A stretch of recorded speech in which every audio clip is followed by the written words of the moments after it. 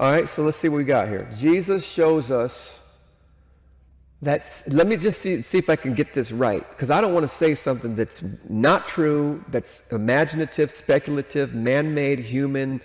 I don't want to just come up with something here that's not biblical, okay? I'm not here to do that. But I think through studying deep enough, we can make this statement here of understanding, and that Jesus did say, Jesus demands and commands us to be perfect. Again, that means overcoming sin.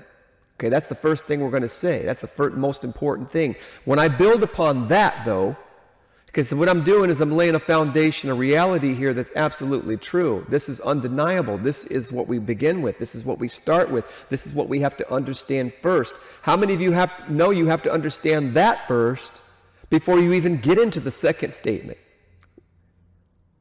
What is the second statement? Jesus shows us that sin and perfection may take some time.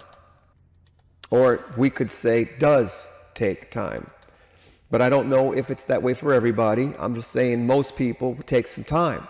So the first thing you have to really get in your heart is that Jesus demands and commands us to be perfect, and that means overcome sin. Once you understand that that is the demand, and I use the word demand because that's not a suggestion, brothers and sisters. It's not a suggestion. It is a demand. It's something God expects and demands us to do. So once we understand that this is what we are supposed to be pursuing in our lives with passion, fervor, enthusiasm, and drive. Once we got that, then we can understand, though, in our failures and frustrations as we get to try to do this thing, and all we see a lot of times is just failure, right? We have to understand the second part. The second part is Jesus shows us, and I know we can find all kinds of examples in the rest of the Bible. I want to go to Jesus and see if Jesus has mentioned anything about it taking time. And so we've got some scriptures here that we want to look at. Matthew 18:22, Luke 17:3. I'm not trying, brothers and sisters, to make an excuse for sin.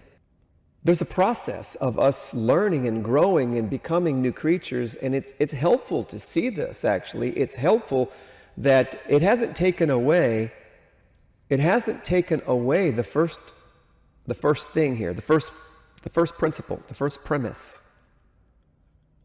And that is Jesus commands us to be perfect. You can't take away from that. With the second statement is not taking away from that. To know that there is a learning process where we're going to make mistakes does not take away from the beginning premise that he demands you to be perfect, and if you're not, you're going to be cast into hell. And that's even rough to say, because it sounds like that's what Jesus is saying here in Matthew 5:30. It sounds like Jesus is saying, if there's any sin in your life, it's going to take you to hell. Matthew 5:30 says that. Jesus says that. If your right hand keeps sinning, you will be cast into hell. That's what Jesus says.